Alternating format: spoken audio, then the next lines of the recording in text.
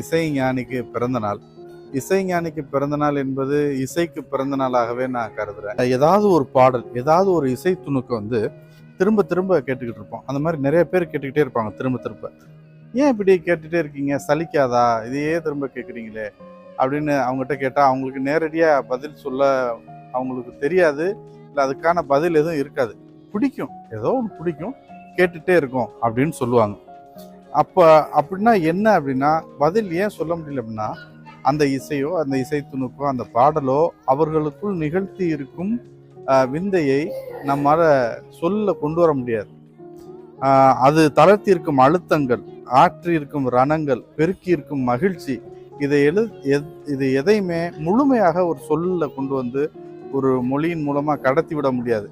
அதற்கு எல்லாம் பதிலாகத்தான் அந்த இசை அவர்களுக்குள்ளே ஊடுருவி அவர்களை திரும்ப திரும்ப கேட்க வைக்கிறது அப்படின்னு நான் கருதுறேன். ஏன்னா தின்ன தின்ன திகட்டாத தீஞ்சுவை இளையராஜா.